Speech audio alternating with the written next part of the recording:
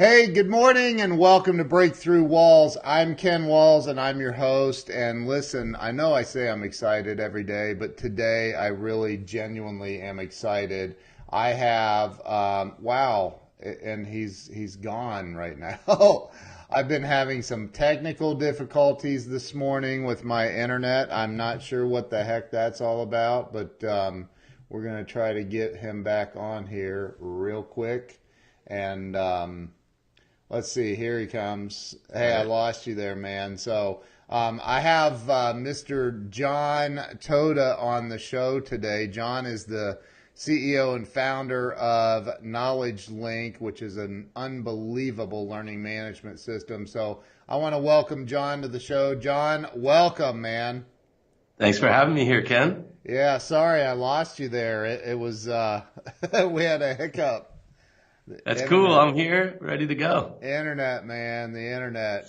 So Jon, as you know, I created this show to help people have a breakthrough in life. And I believe that a lot of people get stuck and they don't know what to do. I have Sandy Zanino on right now. She is, I talked to her yesterday. She's amazing. She's actually looking at Knowledgelink right now. So, but I want to start with kind of your life story, if you would, or pieces of it. Like, where were you born and raised? Let's start there. Sure. So I was born and raised Long Island, New York, and went all the way through school there, and then went to college outside of Philadelphia at Villanova, and I studied communications while I was there, and then moved back to New York City when I finished, and kind of been in New York City for about 20 years since then. Wow. So you you answered like my first three questions in one sentence. All right, the interview's over. Thanks, dude. I appreciate it. All right, so we can backtrack and dive deeper. I think that, and I do want to, and I'm not going to get real personal. I know you're a pretty private guy. By the way, this is Jon's coming out party. It's his very first live stream, I believe, right?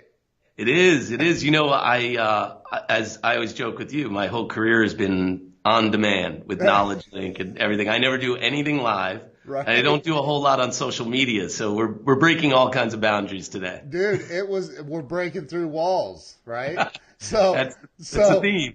I mean, it literally took an act of God and Congress to get you to come on live. You're like, no. The first time I asked you, no, I'm not doing it. I'm like, come on, man. But anyway, you didn't say no, but you said, yeah, I'll do it eventually. And so thank you. I really do appreciate you coming on because you're amazing, dude. So, I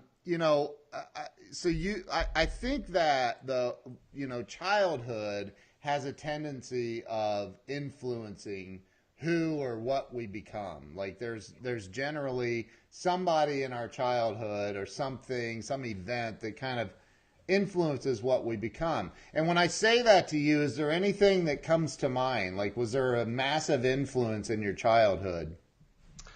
So, I had a good, I guess, compared to a lot of people, I had a good childhood. My parents were really supportive. I think, my background had always been, I was very interested in drawing and writing, just all types of creative stuff like that. And I was fortunate enough that my parents, there were 5 kids in my family. I was in the middle. So they were very supportive in letting me do whatever it was I wanted to do. And I think that helped a lot. And, also when you're the middle child in a family of 5 Italians, you get lost in the shuffle. So no one really knew what I was up to. But, I moved around a lot. One of the things that is really unique, I was in a lot of different schools. For different reasons. And I think I learned pretty quickly, how to adapt to new situations. And, I was probably in a different school every couple of years and, in 3 different high schools in 4 years. So I did learn a lot that I think, helped me later in life of just kind of adapting to new situations, meeting people and getting comfortable in situations quickly. And, and having a lot of siblings was always, was always good. You got an audience at all times to knock you down and put you in your place. Yeah. Yeah. Make sure you don't get too big of a head or something, right? Yeah, exactly. Like, remember who you are, dude. Why did you move so much? So, for different reasons, I started in a private Catholic school, and then I wanted to see what the public school was like in junior high, and I switched there. And then, growing up on Long Island, there was a private high school there, Chaminade, that was a really well-known high school on Long Island, and so I had always dreamed about going there. So I made it, my goal was to get there, even though I kind of went back to public, for junior high. I went there for a year, and it was probably more strict than I wanted in a school. It didn't really fit with me well. Right. So then I went back to public school, and then my family moved to New Jersey when I was a senior in high school, and I moved again. So that was kind of how I got into 3 different high schools in 4 years. Wow. And yeah, I think the hardest one was probably moving senior year, because that's that year that everyone wants to enjoy. Yeah. And for me, it was like fitting into a whole new crowd at a time when really nobody is looking to make new friends senior year of high school. Right. And particularly when you're in Jersey and you're the Long Island guy, there were a lot of jokes going back and forth about that. Oh, is there? So, I mean, what was the profession? What did your parents do? Were they entrepreneurs as well, or? No. So, but it had a lot of impact on me. My dad had been on Wall Street his whole career, and he was real successful on Wall Street. He was, probably at his peak was the head of national sales and recruiting for Payne Weber and then UBS. Wow. And so, everyone out of 5 siblings, pretty much everyone went to work on Wall Street. Mm. And for me, I was kind of wanted to get into something more creative. I didn't really want to do that. I built my career, serving a lot of financial services firms now. So I always joke like I'm the black sheep of the family, but I haven't gone that far. Right. I still work, I still make a lot of my money serving financial services. I'm not a trader or a stockbroker like the other ones. Right. Right. But yeah, so not entrepreneur. My mom was a stay-at-home mom, and she was there for all of us all the time, which was awesome. And but yeah, and that's kind of my track through childhood. It was a lot of fun, having so many siblings. Right. But yeah, there was always a lot going on, so you had to kind of make your own place. Right. Did you? I'm curious. This is almost a rhetorical question, by the way. Did you get in any trouble as a kid? So, all right. So, believe it or not, I was actually the good one out of, not the best, but, probably middle of the road, Really? My brother probably was known more for getting into trouble. Yeah. I think he liked that. And, I was generally a pretty good kid, and then I think, when you're bouncing around schools so much, you don't have time to get in trouble. You're just trying to fit in, right? You got to be kind of acclimated to the school, right? So. Yeah, before you get into any hijinks, you gotta get settled in. So you graduated high school. You went to college. Where? You mentioned that.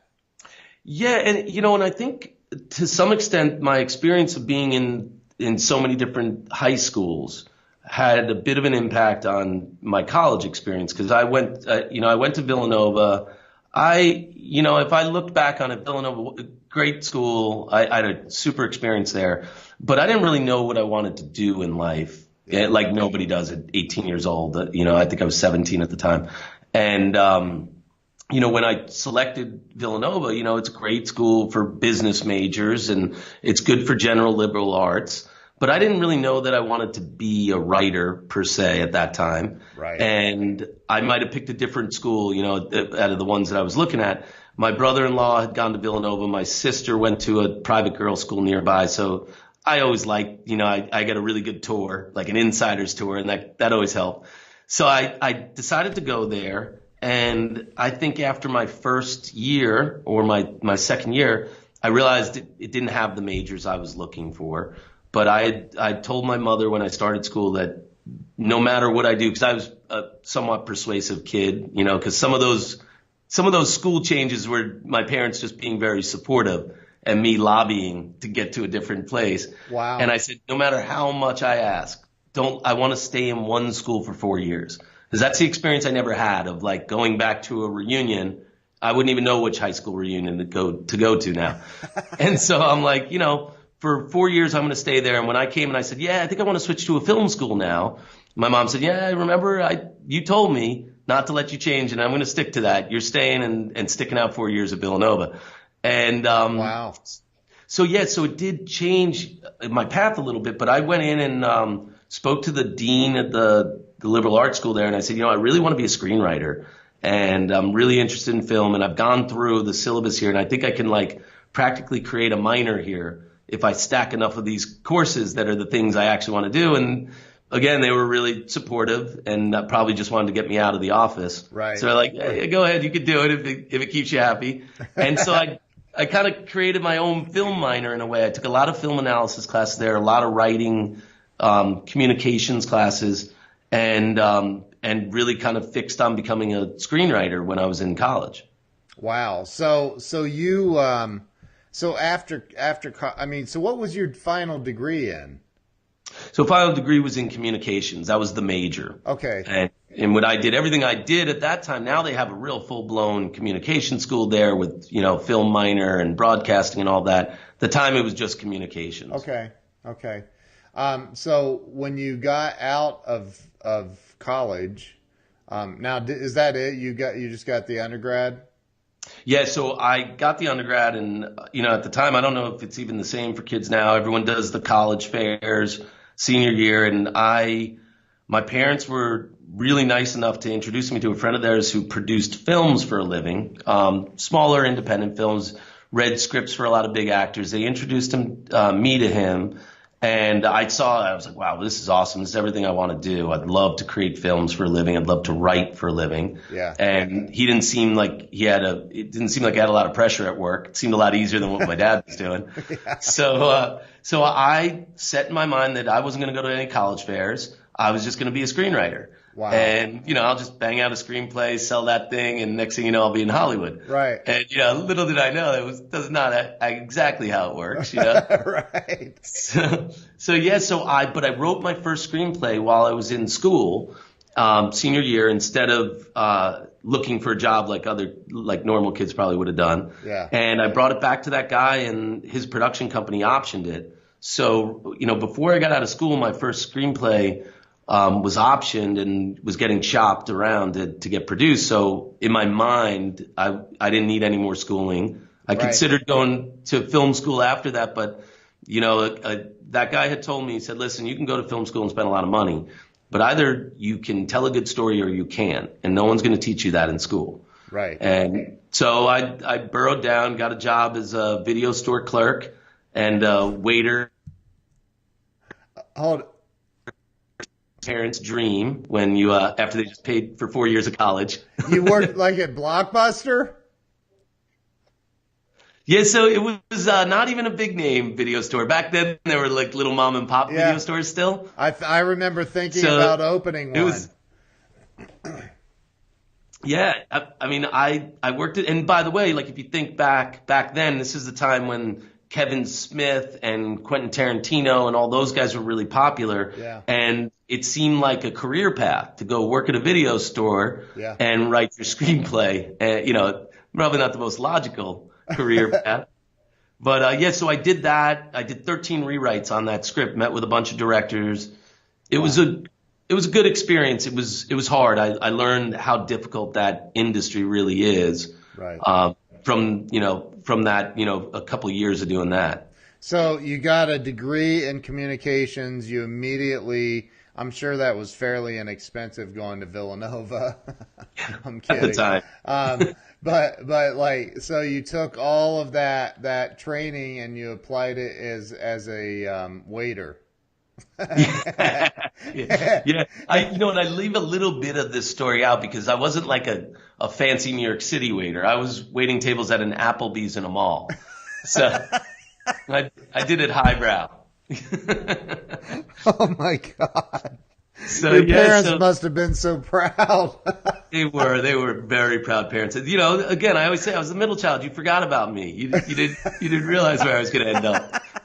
So yeah, so the funny thing is though, I think everybody's path is different, and I'm still involved with Villanova and their entrepreneurial group there and everything, and I had the opportunity to speak to some of the students there, and I said, it's interesting because you don't know what your career path's going to be. You kind of know where you want to end up, but you take a lot of twists and turns along the way, and I didn't think that working at an Applebee's would have been part of the path to getting paid to write for a living, essentially.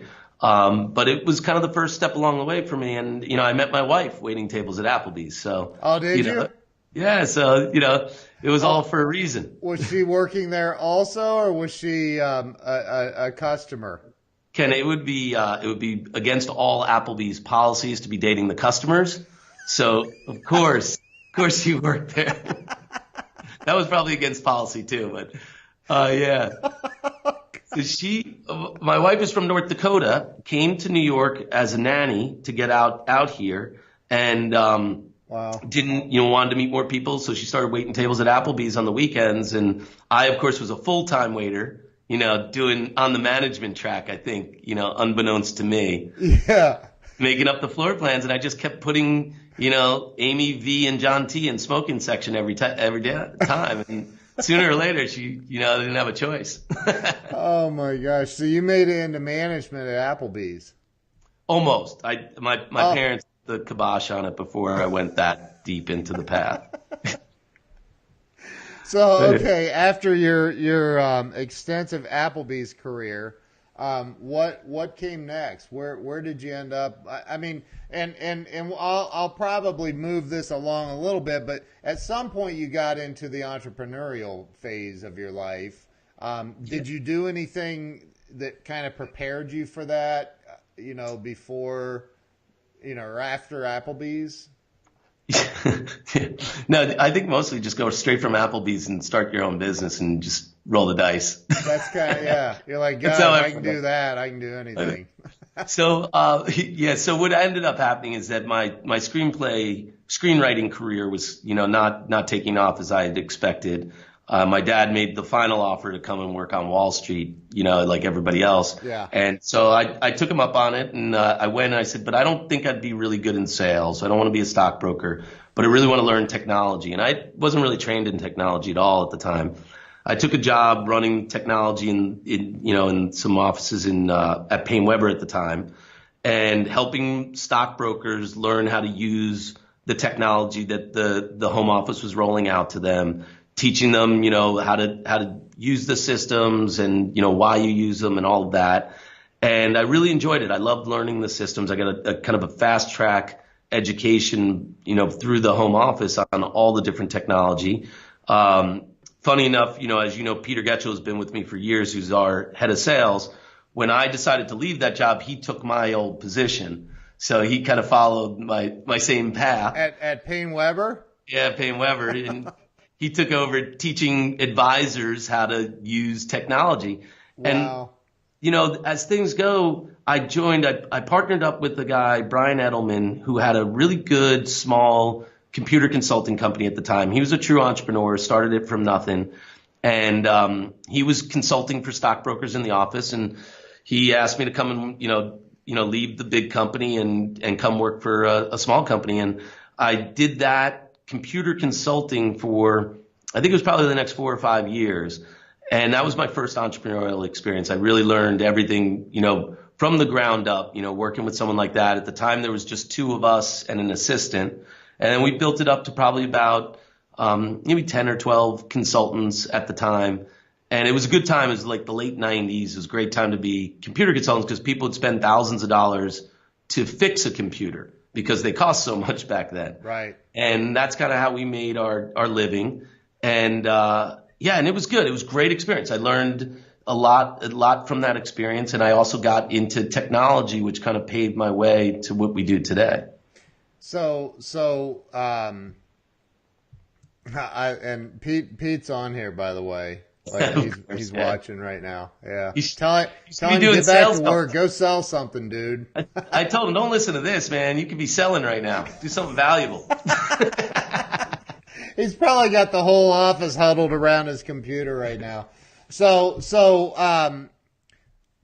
you eventually though, because dude, I want to get into, what you do now, because number one, let's go back to at what point did you go, okay, like, because a lot of people that know the name KnowledgeLink, but they don't realize that it's actually Edulance that is the umbrella company, right?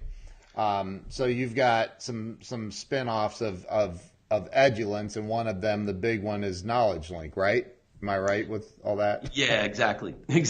So in 2002, we started, myself and two partners, we founded Edulance. And we didn't really know what we were going to do, but what we realized is that as computer consultants, and this is a lot of our clients today are experts and they deal with the same challenge, is, you get a lot of notice for what you're doing. You get the opportunity to potentially have a national contract with a big company, but there's only one of you with that expertise, and you don't really know how to scale it. And particularly back then, there was no, ways to do this through the internet very easily. Right. So there was a large insurance company client of ours back in, early 2000 that said, we love what you guys are doing. And, and my partner at the time, Brian, was really good with CRM adoption. And they said, we really want what's in Brian's head, but we want it nationwide. And so how are you guys going to do that? Come back with a proposal. So I kind of, shifted gears back to like my screenwriter and film mode. And I'd said, Brian, listen, why don't we get in the office here? We'll script a bunch of episodes, shoot you on video, doing what you would do in person, and we'll put it onto CD-ROMs and ship it out around the country and see if we can make money that way. And, next thing we realized pretty quickly was that we couldn't afford CD-ROMs. Burning them and shipping them around the country was pretty expensive at the time. So I had at the time, probably a pretty stupid idea in 2001, I think this was why don't we just create an online video platform, and we'll put all these videos we're shooting up there, and we'll sell these guys the platform, or just give them the platform at the time, right, and deliver it to them that way, much cheaper. And sounded like a cool idea. So we did it. Now, this was years before YouTube was even out. So no one really was very comfortable with this. And so we shot the videos. We went out and started meeting with big companies like Guardian Life Insurance, MetLife, Mass Mutual, and said, listen, this is the way we're going to deliver this expertise. And there was always someone in those meetings. There would always be someone across the table with CD-ROMs ready to come out. And we're rebuffering while I'm sweating down my back. Right. And, and they're like, and my engineers at the time, we just had a small team, and they said, just no matter what you do, don't do a demo at 9 a.m. Because at 9 a.m., everyone's checking their emails, they're downloading, it's never going to work. And, sure enough, every demo was at 9 a.m. Oh, and, no. Yeah, so that, early on, there were a lot of bumps because it was so new. Nobody did video training. But that's how we launched Edulance in 2002. For the first couple of years, we primarily got paid to produce the content for people. Okay. Which, with my background, that's what I loved doing. So, I liked writing it and creating it. And then we just started giving them the platform in 2004, 2005, if they bought the content or if they hired us to produce it. And then, the next year came up and we started charging for the platform. And the next thing you knew, we had all these large insurance companies, banks, investment firms using our platform to deliver what originally was just our content, but then they started adding their own to it. And that's really where we got. So KnowledgeLink, that originally was called, I believe, the Financial Services Training Portal. Not a really brilliant name. And, wow. You put a lot of thought into that. Yeah, and then I've been removed from all naming responsibilities at this point in the business. So yeah, but that became KnowledgeLink a couple of years later, and then we just kept iterating on it and improving on the product. And today, that's the core of our business, is just all KnowledgeLink subscriptions. Yeah. So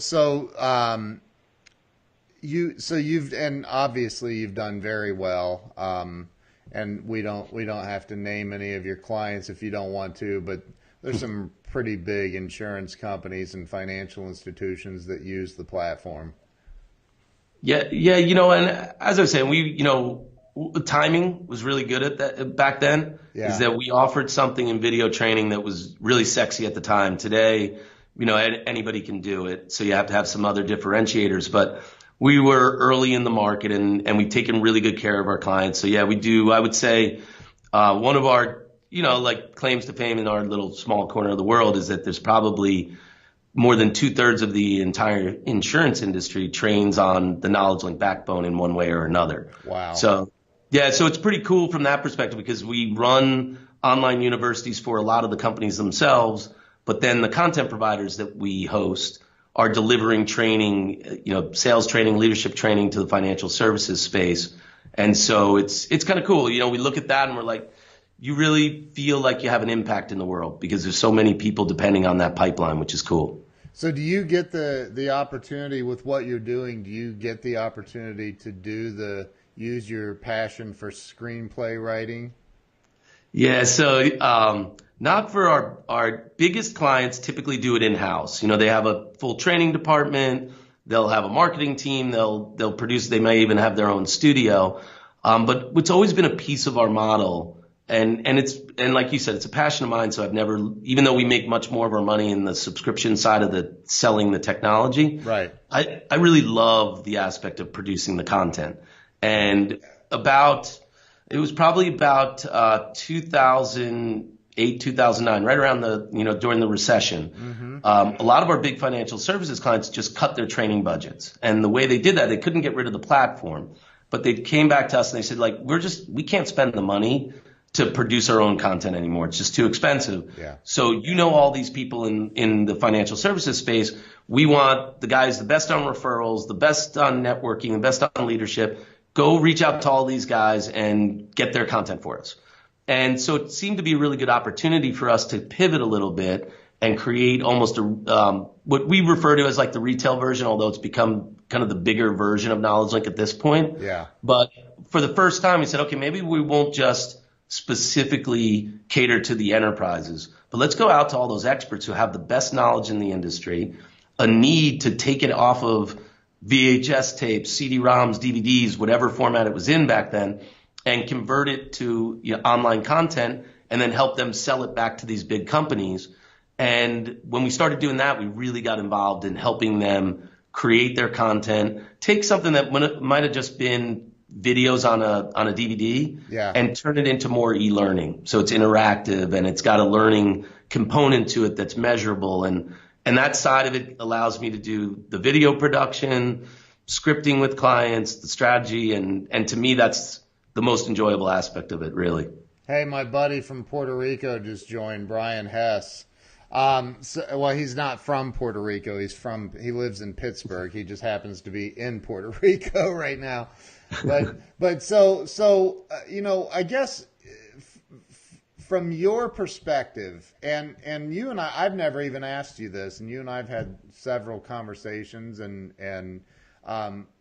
but from your perspective, why would a company or a content expert, a sales expert, a whoever that's selling training or providing training to employees or team members, why would somebody want to use KnowledgeLink and not just use the private Vimeo, buy a Vimeo channel or buy a private YouTube, because you can buy that. Why would they use KnowledgeLink instead of that, in your opinion? Yeah, so a good question. That's like the $billion question, right? Right. Yeah. So I'm hoping you give me a good answer so I can use that the next time somebody asks me. I know. I better not screw this one up. Yeah, please don't. So for us, and I think it's really important, product market fit is what I spend most of my time working on at the company now. And it's really understanding what our differentiators are, and why would you spend a premium for KnowledgeLink when you could just go and build a WordPress site and throw a Wistia player up on it, and that would work perfectly fine too. For us, our expertise has always been in working with these large enterprises and delivering content at a very high level to tens of thousands of users. And so when I look at it, I think there's really great applications out there that are at a pretty low price point for any expert to say, hey, for $50 a month, I could put my stuff online and start selling to the general public, selling individual courses and maybe to small businesses. But our niche in this market has always been when an expert has gotten enough notoriety or they just have grown their library enough that they're ready for it, and they want to start selling to these big corporations, to the enterprise market, which is where we really cut our teeth early on. Right. There's a whole different level of expectation as far as quality of the application, security standards, how well it's integrated seamlessly into their environment, passing data back and forth from a personnel system to your training system, and all those things across the service levels. How much support are you going to have, and our real expertise in this has been that, you could go out and use Kajabi and do a really good job selling one-off courses to lots of individuals. But if you bring your Kajabi site to Bank of America, there's no way you're passing any security assessments, And so it's been kind of our main lens that we see everything through. If someone really wants to access the corporate market, and we deal with a lot of professional speakers who speak to audiences of, over 1,000 people at a major corporation like that. And yet when they go to deliver their online knowledge product, they come with a website or with a retail solution, and they're always wondering, like, why is it not selling? Why is it not working?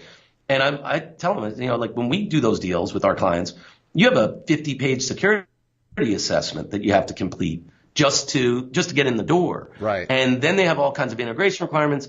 And so we really made our brand represent more than anything is helping that process. How do we help you package and integrate your product into a big corporate sale like that? And that's what Knowledgelink is all about. It's volume. It's not just volume, but it's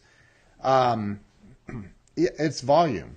I mean, it's producing something that you can sell to the masses, because I do know people that have been on, that are on WordPress platforms, or they're on, and it's like, dude, and it's such a low price point that I mean, it's actually a stupid low price point, and there's no revenue share. There's none of that. And it's just a great platform. You guys have made it, from my perspective, so easy. It's drag and drop, easy to use. It's incredible. But we won't get into all that. This is about you and your life story. So you've created this incredible platform. It's it's now known globally. It's one of the top platforms in the world.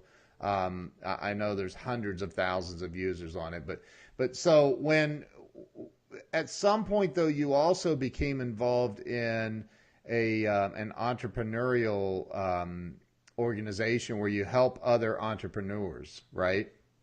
Yeah, so I guess probably about 7 years ago, I joined Entrepreneurs Organization, and I've been in the New York City chapter, and I recommend it to like anyone, not necessarily this EO, Entrepreneurs Organization goes by EO, yeah. But there's YPO, and there's Vistage, and there's smaller accelerator groups. But I think it's important, even though sometimes you have partners. And in my case, I co-founded the company, but, my partners went back to running our other company. And so for many years now, I haven't had a co-founder or partner that I see every day at work. And you've got your leadership team that that understands the vision of the company, where you want to go. But then there's all these other things that come up, just, like how do you balance the, work with personal life and things like that. And you don't necessarily have a sounding board. Your wife doesn't want to hear about it all the time, and right. Your leadership team doesn't want to hear you complaining. Right. So these entrepreneur groups are great because you're with all like-minded peers, and at whatever level you get into or whatever version of it, it was a really nice outlet for me at the time to get involved and just to network with more entrepreneurs. And then I joined the board in New York. I served as a learning chair. I served on like a communications committee and awards committee. And then I took over on the board as the learning chair running the learning program for the New York City chapter, which is the largest chapter in the world for EO. EO's got 170 chapters around the world, 13,000 members. Wow. New York is the largest, or one of the largest in the world. And you get a really good sized budget to run a learning program there. And as you know, like, I'm not a live guy. Like, you have to twist my arm to get me on a live broadcast. Yeah. I never ran a live event. Everything I'd ever done had been on demand, online, totally disconnected from your audience. Right. So, like, even I know I can't see it, but you're seeing feedback from your listeners, which is cool, because I always lived in this world where you put stuff out there on your own schedule. People consume it at some time. You never know if it's working or not. And then I took over as a learning chair, and I ran about 20 to 25 live events a year for the last 2 years in New York. And, imagine, New York City entrepreneurs are not the easiest crowd to keep happy. Right. So it's high pressure from that perspective, but Sure. It was one of the coolest experiences for me, because I really got to see that other side of running live events, executing a curriculum of events throughout a year with some kind of an educational arc to it, and really being attached to, 100 people sitting in the audience who, if not only they need to get value from the speaker, they also need to, enjoy the venue, the food and beverage, and all of that. You get feedback. I always say, like, running live events, you feel so great the moment the event ends. You're on like cloud nine until your survey results come in the next morning. And then you're like, oh, God. I got a 6.5 on that one. So, so I've done that. That was a great experience for me. And then it opened me up to the global aspect of EO, which I'd never really looked at our business from a global perspective, and certainly not, me personally. And now I got asked to serve on the EO Global's virtual learning committee that basically runs their learning platform for the 13,000 members worldwide, 170 chapters. And it's cool. It's really great. I mean, I get to work with people all around the world, and you get to see what I think has been great for us in a business way is I see the way people consume content, online content, in different parts of the world, what media formats work, what their bandwidth. There's still parts of the world that don't have good bandwidth. You forget about that. And what content, like leadership content, does it play the same in every region of the world, or is it more important to one, in the U.S. and not so important in Australia? Right. And so that's been a really good learning experience beyond just the networking with other entrepreneurs, but it's it's given me such a global perspective on learning, like more than we've been able to do in the past.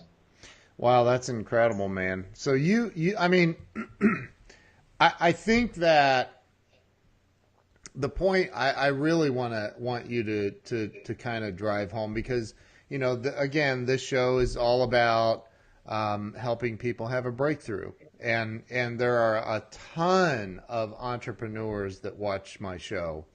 And so, when you started this whole Knowledgelink deal, or what did you call it at first? The financial service, FSTP, financial services training portal. Yeah, that. So when you started that, did you know what you were doing? So no. In fact, I had no experience developing a software product. Right. And that was a real learning experience, because we outsourced the initial build, and that was a disaster. Then I brought a couple engineers in-house. They built the initial version. Then I hired a really super smart guy to build the next version, which it was Knowledgelink 2. We called it K2. And it was a really great application, but it went totally off track from where we wanted. And along the way, I learned I love developing software products. There's nothing better than creating a product from scratch and then promoting it and finding a user base for it. It's a lot of work, but it's really rewarding. And I just had never been trained to be to run a software company. Had never been trained to like develop. And what I always think, and it wasn't a title, I always created made up titles for everybody in our company. And like everyone came back and they're like, it's really hard for us to find our next job when no one knows what the hell we were actually doing with that title. Right. So then, and it was because partly I didn't know what I really was. And then a friend of mine that I'd met who ran a big software company said, you don't call yourself this, but you're a business analyst. And what a business analyst does is they sit down with the business side client and they find out what are your challenges, what are your struggles, what do you need in an application, and then you either build that for them or you try to fit your product into that business case. And I love that aspect of sitting down and figuring out how and everyone will joke about this. I feel like I can solve everybody's problem with a digital media solution on Knowledgelink. Right. Every world problem we can solve that way. Right. But it's true that, you know, for me, that aspect I've learned over the years, and breaking through, it wasn't what I was trained to do. Although in a very odd way, I spend half of my time creating content for it, which was what I started out wanting to do when I was writing screenplays. I just do it in a different form now. But let me ask you this. I mean, I mean, your parents are still around, right? Yeah, they're both still alive. Okay, so and when you started, what's that? And probably listening, so I have to be nice. So when you started all of this, when you said, you know, I got to go for this, like, how many people said, dude, what are you doing? You're crazy. You don't know anything about this. You know, I think I was fortunate. I don't know if fortunate or not, but I think I've always been surrounded by people who were very supportive and never really said we were crazy. Everyone should have told us we were crazy in 2002, you know, telling people you could stream training videos online. And yet no one really actually, I think we've been fortunate enough to where everyone believed it. And they were like, wow, yeah, that makes sense. We want to support you and get behind you. And, you know, we raised money early on from, you know, we did a friends and family round of investment back in early 2000. And they were so supportive along the way of like, wow. You know, while we figured this out, because we didn't know, as you said, we didn't know what we wanted to become. We were just solving the problem. You know, we got, you know, Guardian Life Insurance was the first client who was interested in our content. And instead of just giving them the content, I came back with a video software platform. And they were like, that's not what we asked for. We just wanted your content. And, you know, but they believed, you know, that there was something there. And then we just evolved it and made it better. And like, I also, you know, our whole career was spent serving these big, largest corporations in the world in a lot of cases on running their online training systems, and never thought that we'd spend as much of our time today helping experts build their content and then sell it to those guys. Right. That kind of was a pivot along the way that we didn't see coming. And I think you do, you know, we've reinvented our model probably 3 or 4 times over the 15 years. Yeah. And, you know, we didn't have, you know, venture capital financing. So like pretty much everything after the product was launched was, you know, financed out of our own revenue. So you can't take a lot of chances. You know, you got to be right. And if you sit in a particular market too long and you're wrong, you know, you'll sink yourself. And so I always say to everyone that probably one of the best things we did is that we pivoted really fast. Right. As soon as we saw that the market was not a good fit for us, or our product wasn't, you know, applying as well as it should, you know, we optimized it, we evolved it, and we pivoted to where we needed to go. And that's probably been one of the big pieces of our success over the years. But have there been any moments where you were like, oh God, this is it, we're going under? Everybody bail, go. You know, so in 2000, during that recession, you know, a lot of our big budgets at the time, and a lot of people probably don't recall this, but we were getting big budgets at the end of every year. That was kind of how it was paid back then. We'd get a couple $100,000 budget to do stuff the next year. Yeah. And then all of a sudden during that recession, those budgets weren't there. And we had to find a different way pretty quickly to, you know, we didn't, you know, it wasn't so much that all of our budgets disappeared. It dried up a little bit in a certain way, and we had to get creative on where we're going to go. And that opportunity presented itself to really work directly with the experts.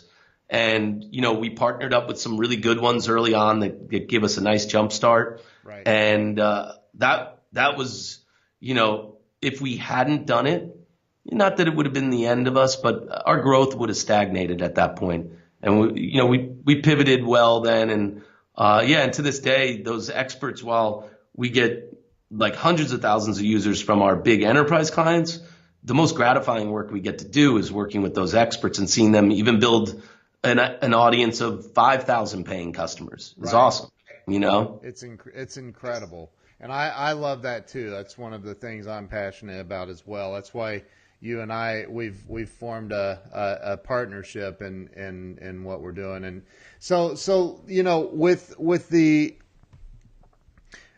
along your way. I mean, obviously you've dealt with thousands of entrepreneurs, or at least spoken with, or and especially being in where you are in EO, and which is one of the largest entrepreneurial organizations in the world.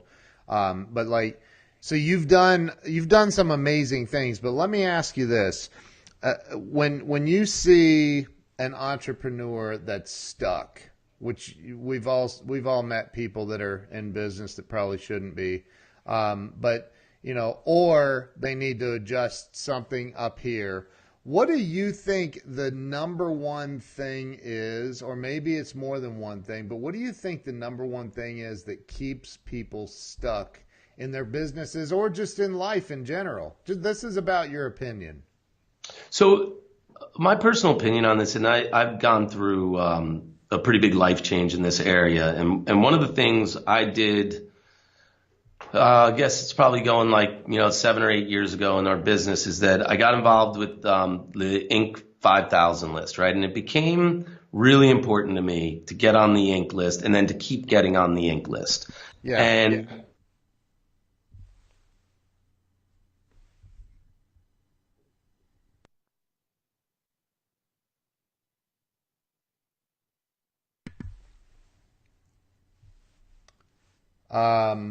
We just froze. We just froze up here.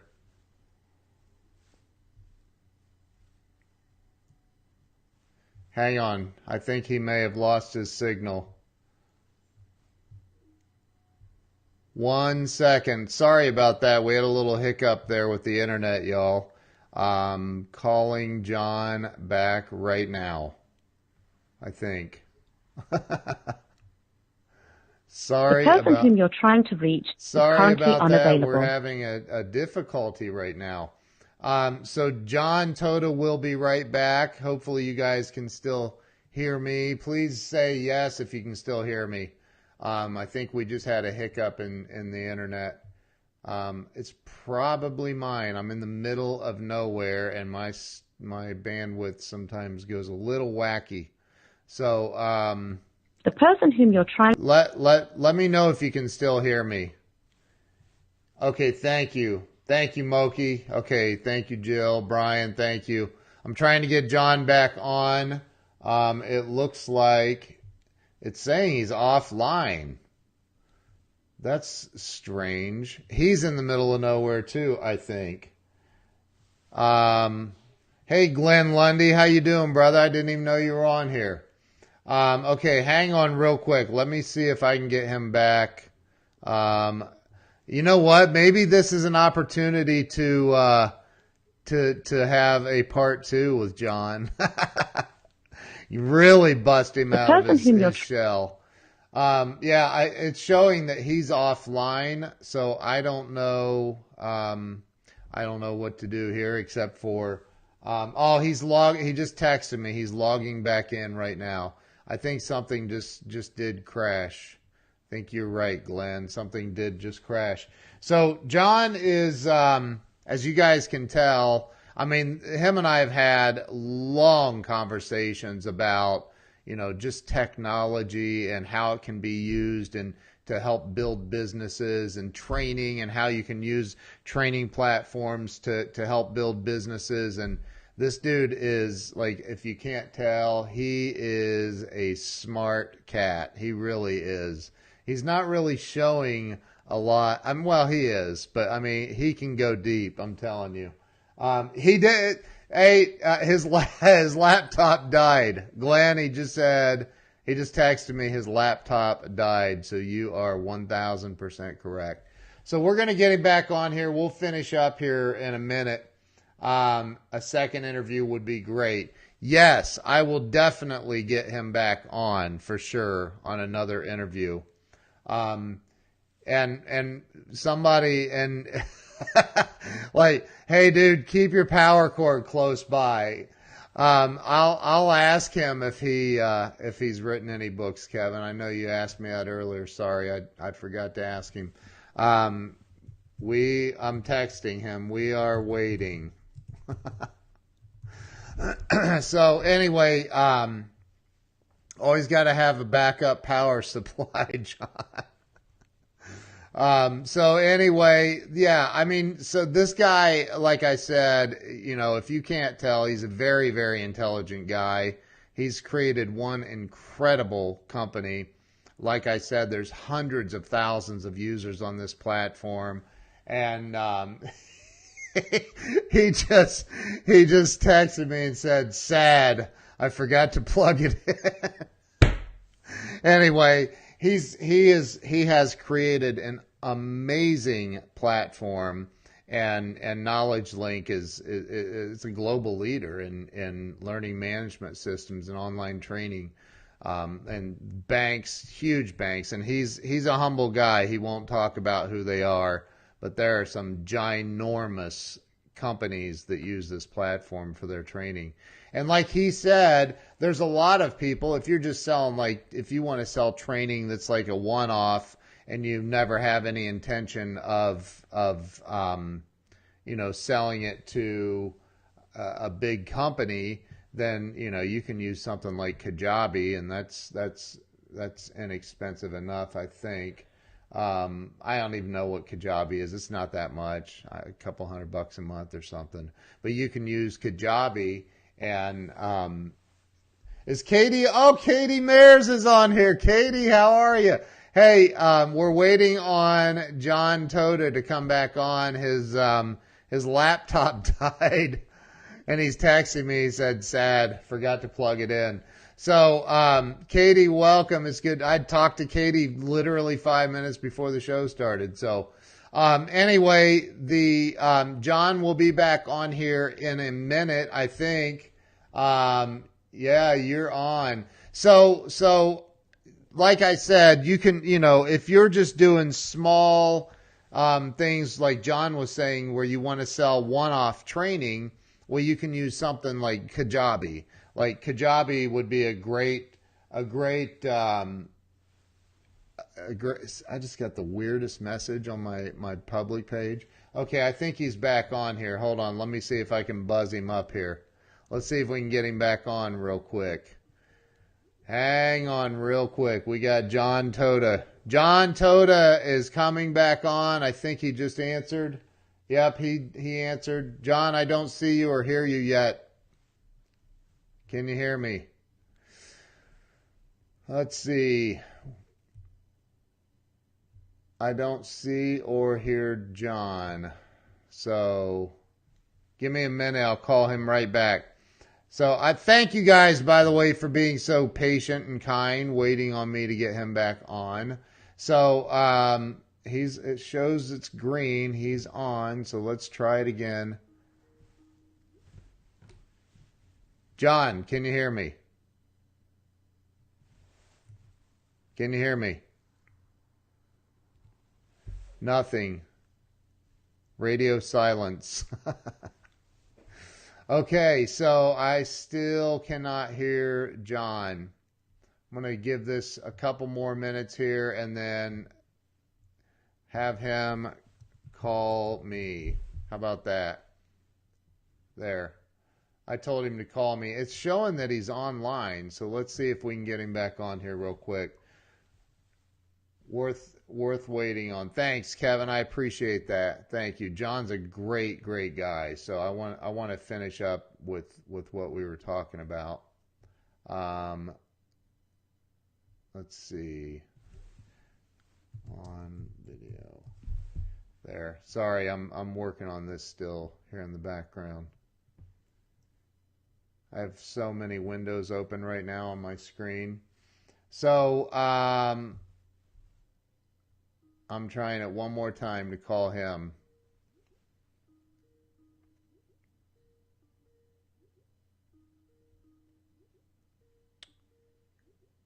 and it's not going through. So I'll tell you what I'm going to do.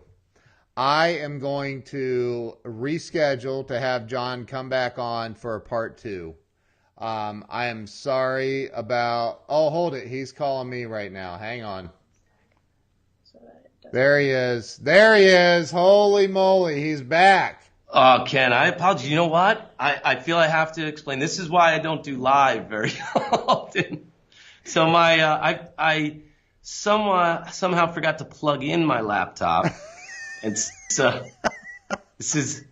I'm not personally in charge of managing any technology at this point in my career. Well, hey, so, believe yeah, it so or my not, laptop man, died. like everybody, just about everybody, we only lost like 5 people, man. Everybody else stayed on, so that's awesome. So they must probably like will your wait to story, see if it was, dude. well, they were probably thinking it was a more extravagant reason for why I disappeared at the moment. No, so, you just didn't plug in your laptop. Yeah. That's all right. But I do remember exactly where I was. Good. Let's start there. All right. So what I was saying was that there was a time that I was really interested in, making the Inc. list and doing that repeatedly. And what I started to feel a little bit about a lot of those things is that it gets very competitive, that you're really looking at your head count, your revenue number. And even when you have investors even on a small scale, you're really concerned about, moving the revenue number up every year, getting more heads in the seats. And somewhere along the line, it might have been about the time when I started with EO, I realized, you can't think of building your business as a competitive thing. You're going to grow at a different rate than everybody else. You can't compare yourself to everyone else. I got really fixated on how big our office was, how many heads were, sitting at the desks, and you almost are never happy. You become a discontent about your business to some extent because you could always be bigger. You could always make more money. And if you start comparing yourself to every other entrepreneur out there, every business you see, every other software product, even from a feature perspective, I see a product like ours and I go, oh, wow, that's a really cool feature. I'd love to have that. But I think a lot of people get stuck on that. And I've seen it a lot with all the entrepreneurs I work with. And the best advice I could give to anyone, and I've learned it over the years, is you're on your own path. You're going to grow the way, you're meant to grow. And there's only so many things you can do to change that. And you just have to be the very best company you can be, serve your clients as best as you can. And I stopped, competing on the revenue side and the head count. And, I'm concerned more about, do we run a good business? Like, it doesn't matter how much you generate revenue, but how much profit are you making? And how many clients would not be able to get up and do their job the next day if they didn't have you there? And that's the same level of worth, whether you're a $1 million company or a $10 million company. And I think that was good. And I learned, a good friend of mine, while I was in EO, and I've been around a lot of really successful entrepreneurs, but I had a good friend who I watched his business fail and completely go down the pipes, like while, we were working on a committee together.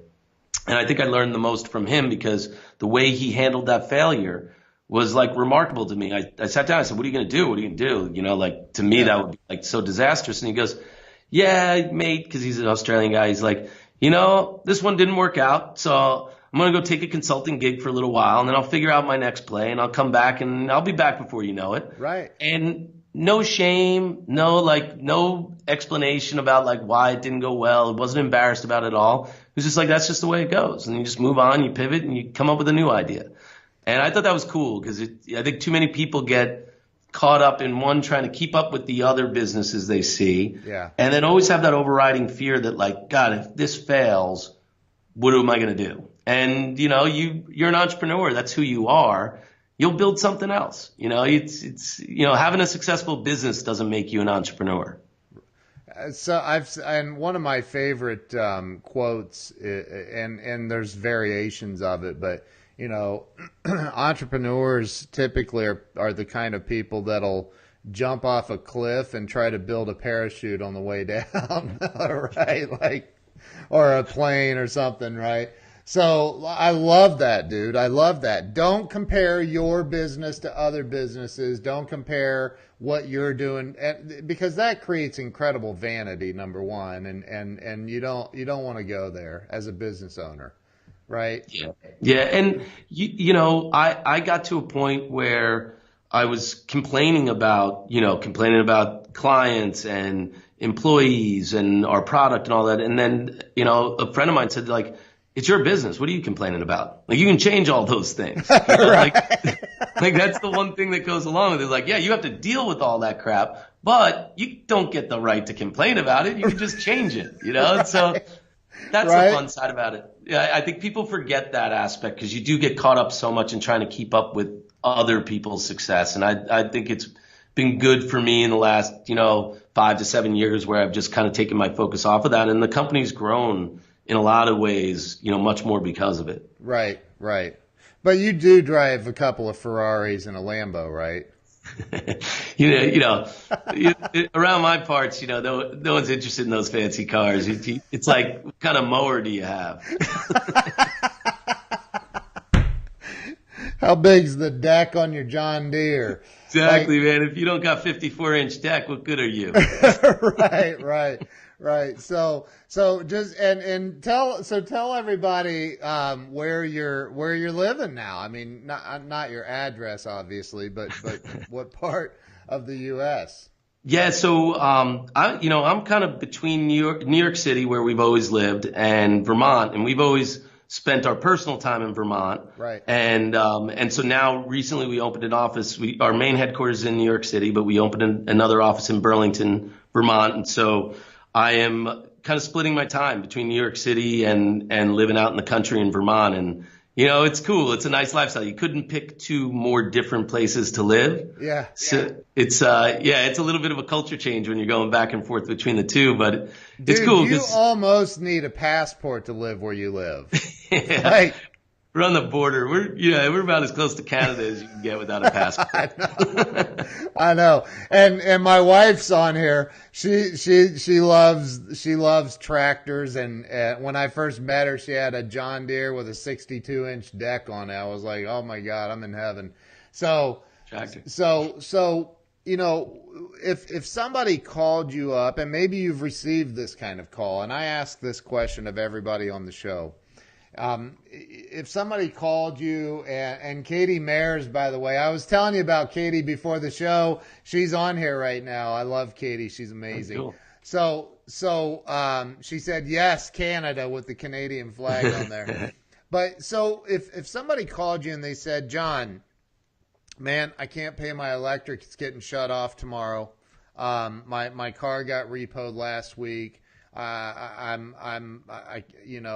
can't make payroll. I'm struggling with everything, and I just don't know what to do. You and I know that starts right here, right? You got to have a big mental shift. But what would you say to help that person have that shift? What would you say to help that person get to the next level, get out of that? Yeah, so I think what is important to remember, and I do this a lot still with our team today, is that you have to think about the people you serve, the clients you have who depend on you. And aside from making payroll, which everyone has those struggles, right? They lessen or they change over the years as your business grows. Yeah. But you can never do everything you want to do. You never have all the resources you want. And sometimes it's really tough. There were times, like early on for us that you never knew where your payroll was going to come from. But I think one of the things that's important for any business owner is that can never impact the job you do for your clients. Because quite honestly, when they trust you and they give you their money to run, whether you're doing services for them or you're running technology for them or whatever it might be, or you're a professional speaker giving talks and inspiring their people, nobody cares whether or not you can make payroll. Or whether or not, like, you can't get your, enough money together to make your own mortgage payment, but they depend on you for something. And I always feel like, to some extent, you find your base in that. Yeah. Is that there are people out there that depend on you, and you built a business and people started giving you money for that service. And I will be the first one to say that, I never felt that I was very good at raising money and managing investors and doing that. I know there's a lot of people out there who are much better at it than me, but the thing that I've always felt that I was really strong in is I take good care of customers. And I always found my base in that is that I could always solve my problem. I wouldn't go out and say, well, if I could just get another $1 million investor, I could add all the features I need. I would always fall back on, and our team today is very much like this too, is, well, just serve our clients, generate more revenue, and you will figure out, your own way out of the problem. And the base of it all is there's people out there who buy your product or service and they depend on you, and, you can't go out of business. You got to keep the lights on for those people. And yeah. I think that's probably the best thing to kind of lock in on if you've got to make a breakthrough like that. I love that, dude. You're 1,000% right. I think, too many people fall into the victim mentality. And hey, there, Shaka Dyson just joined. He's a KnowledgeLink client. Yeah, welcome. Yeah, Shaka's awesome, man. So, excuse me, I think people fall into that where things start going wrong, or something doesn't go the way they thought it should go, and so they fall into that place of becoming a victim, and they don't, and it locks them up. I mean, yeah. I've been there. I'm not judging, because I definitely have been there, and I think that it's tough to be an entrepreneur and not hit that wall. Yeah, and I think everybody hits it. It's how you handle it, right, how you overcome it. I think anybody who tells you they never lay, in bed at night and like stare up at the ceiling and wonder like, when's it all going to fall apart? Like they'd be lying, right? Like you got that self-doubt all the time. Right. Like, maybe no one's going to love the product. Maybe they're all going to leave tomorrow, and whatever the product or service is, I think that doubt kind of goes along with it. And one of the things I did this strategic coach early on in my career, and it was a great program for entrepreneurs. And, a lot of it was how to scale your business by delegating. But one of the biggest things was positive focus. And it's this practice of, and you hear it all the time now, and I guess it's not very different than gratitude and practicing, some forms of meditation. But like on a regular basis, it's really important to look back on what you did accomplish, because especially for an entrepreneur, because you set out to do a certain amount of things in a week. And if you look back on Friday, and I kind of made that a practice at the end of the week, sit down and say, okay, just to, to know that, because it's very easy to get down on yourself and feel like we didn't move anything forward this week. We didn't get any closer to our goal this month. But if you do a positive focus practice where you say, okay, what did I get done? Like, because you always get stuff done. And I think entrepreneurs are like victims of that, is that you forget the 10 different things you did in a day that weren't on your list.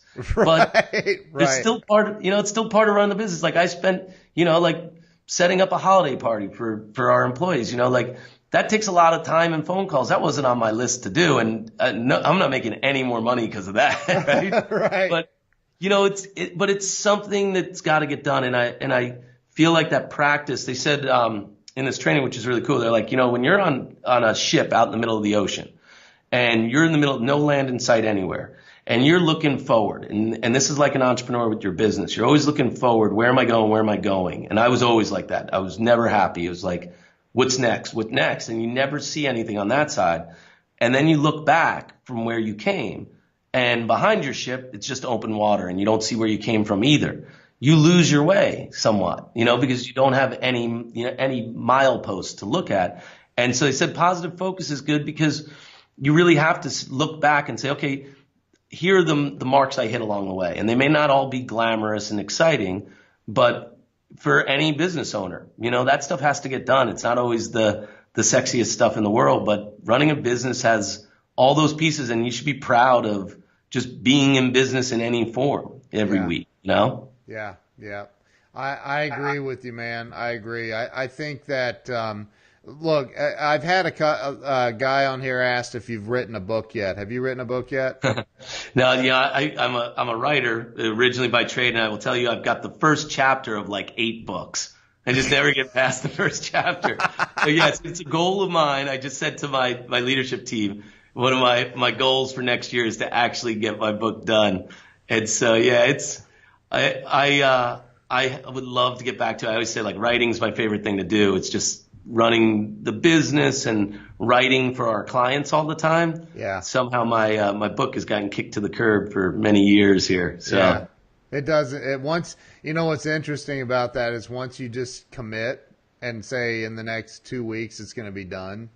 Yeah. And then you come on a video chat like this, and I see all your walls of wisdoms shoved in my face behind you, and I'm like, well, he's got 3 copies of his book there. I don't even have a chapter done. That's right, man. You gotta make the decision, man. It's like anything else, right? And Grant Cardone is, you know, he's an inspiration to me, and he says, look, he goes, you can make time or you can make excuses, but you can't have both. Like you manufacture time in life is what he says. And I agree. Once I committed, he wrote his first book in like 3 hours or something crazy. And I'm like, well, holy crap, man, if he can do a book, and it's thicker than my book, way thicker. And like, I'm like, if he can do that in 3 hours, I can do mine in 7 days. I'll give myself 7 days, right? And I did it. So, you know, you can do it. Sandy says, thanks, such great advice. I've also had to make sure I connect with those people that are put in my path. So I'm sorry, it's a lot. I can't read all that. Sorry, Sandy. But John, I'm sure you're going to go back and share this to your people and read the comments and stuff. And everybody that watches this, send John a friend request on Facebook. Oh, you're going to force me into social media one way or the other, I know. I'm trying, man. I got to get you out of your shell, bro. Like, dude, you're one of my favorite people on the planet. Like, you're just a cool dude. We normally, like, I don't know, by accident, we just started having, like, this Friday night chat, right? When you're driving home or something, I'll get a call or I'll call you. Yeah, so, you're usually getting pizzas. You know, right? No, I ain't healthy. I don't eat that crap. Anyway. Dude, you called me out on my own show. So listen, man, thank you. I appreciate you. You know, even with the technology hiccups we've had, which that's part of being an entrepreneur, man. You just deal. Yeah. You just keep going. Right? Just keep going. Yeah. The show must go on, right? Yeah. Well, thank you, man. I appreciate being on here. It was really fun. Yeah. What's the best way for everybody to follow you? Yeah, so you know, everything I do, and from a writing perspective now, trying to get into the habit of it, I've been writing blog posts on our website. So getknowledgelink.com is our main website. There's a podcast page there and a blog page. I do a podcast episode every Wednesday. We release a new one. So that I'm super excited about. I love doing. I get to interview different entrepreneurs and experts every week. Yeah. All of that. Now that's Learning Life with Jon Tota. So it's on iTunes, Spotify, all of those, but it's also on it. Yeah, Ken was on it. Yeah. You did well, man. It was a great episode. It was cool. Fun. That was a lot of fun. So you can learn a lot about us, you know, on getknowledgelink.com. Check out the podcast and the blog posts. I know KnowledgeLink TV is our handle on social media that our team runs, which, you know, kind of keep up on what we're doing as a company. And definitely I love doing the podcast. So anybody's interested, Learning Life with Jon Tota would be cool. Check it out. Awesome, dude. Pete just put the link to the website in. So thanks for that, Pete. It's the only comment Peter has made this entire stream. I'll get some comments about my computer running out of battery, I'm sure, afterwards. I may have made a comment while you were trying to I won't live that one down too soon. Yeah, sure. No. Good thing I'm not invited to the holiday party there. So, but John, hey, listen, I appreciate you, man. I think you're freaking awesome. You've created, you know, and for those of you that don't know, I don't know what the title is, Premier Marketing Partner or something like that. Yeah. For Premier Partner. And to that end, I'm a huge advocate of people working with, like, I think the hardest thing for people is to come onto a platform like KnowledgeLink and try to do it all themselves. Yeah. And the most successful clients we're seeing out there coming on now are coming, working with you. So the partnership with you, I think it's super cool. I love working with you, but also I see the results because people have someone to actually execute. It's not that easy to get these things off the ground. So it's not, man. Yeah. So I love what you're doing. You're our most premium of premium partners. Wow. Awesome. I'm top shelf. Yes, made it. I don't know what that's good for, but come out for the holiday party and you can throw axes at a wall. You can get that. Awesome, man. Awesome. Well, listen, I really appreciate you taking the time and coming on. I know you're a busy dude, and everybody, I can't believe everybody stayed on. Like, most people stayed on here, dude. That's incredible. Like, you were gone for like 4 minutes or so. Yeah, well, thanks to your audience. Thank you for putting up with me. Thanks to everybody for being here. Jon, thank you for being on. Don't hang up on Skype. Everybody have an awesome day. Thank you so much, and we will see you guys, I think, tomorrow. So have a great day. Thanks a lot, Jon. Thank you.